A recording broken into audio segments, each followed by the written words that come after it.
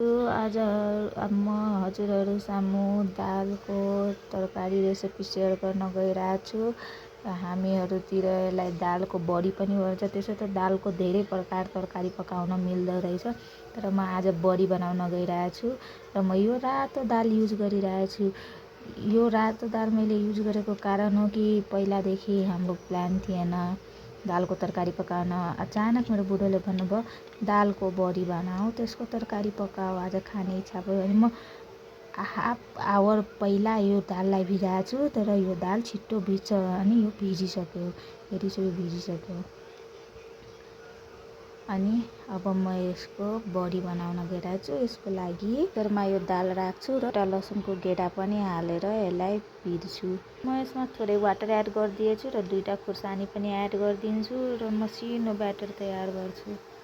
हाम्रो batter ready भइसकेछ साथीहरू र यो पिटेर यस्तो भएछ। अब यसमा हामी मसालाहरू एड गर्छौँ।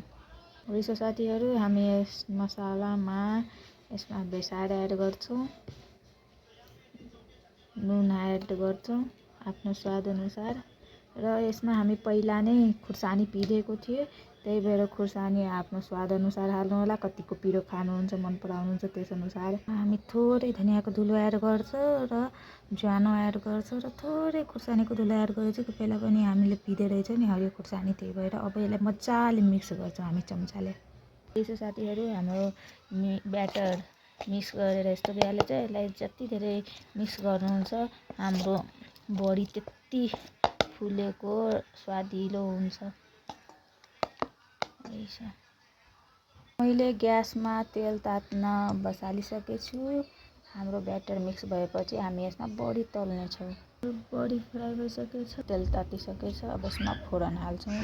तेलमा तेजपत्ता, लसुन, जिरा र सुक्खा खुर्सानी एड गरिदिएँ। अब यो रातो भएपछि प्याज एड गरिदिने हो। अदुवा र मरिचलाई मसिनो बनाउँछौँ हामी। प्याज रातो हुन लाग्यो। यसमा हामी अदुवा र मरिचको पेस्ट एड गरिसक्यो अनि धनियाँ धुलो अनि बेसार अनि खुर्सानी धुलो एड गरिसक्यो। भुट्छौँ। यो चाहिँ हाम्रो दालको बाँकीको ब्याटर थियो, त्यसमा हामी पानी एड गरेर यो मसालासँग भुटिदिन्छौँ। अब यसलाई केही बेर भुट्छौँ। यो भुटिसकेपछि यसमा झोल एड गर्छौँ हामी। हाम्रो मसाला भुटेर रेडी भइसक्यो। अब हामी यसमा झोल एड गर्छौँ। साथीहरू, हामी झोलको लागि वाटर एड गरिसकेछु। यसलाई 10 मिनट जति उम्लिन दिन्छौँ अनि त्यसपछि यसमा हामी त्यो दालको पकाएको बडी एड गर्छौँ।